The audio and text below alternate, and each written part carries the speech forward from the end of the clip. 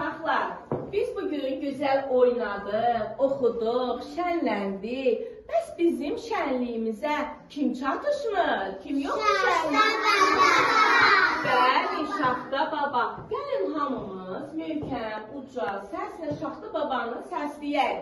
Şaxta baba, Şaxta baba, hardasan bu vaxtda?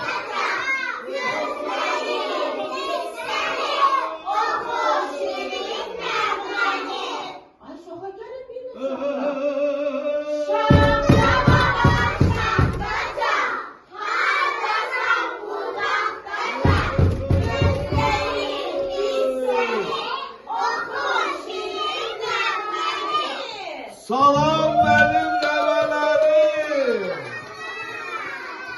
Sizin hamınızın karşıdan gelen yeni ilinizi tebrik edirəm. Çox sağ olun. Siz de sağ olun. Arz edirəm ki, üzümüze gelen bu tezahür her birinizin körpümüzüne sevinç dolu, fərəh dolu günler bəxşiləsin. Mənim əziz nəvələrim, gəlin bir gözəl rəqs edək. Mən də uzaq yoldan gəlmişəm, sizinlə oynayım, biraz dincəlim. Oynayaq uşaqlar.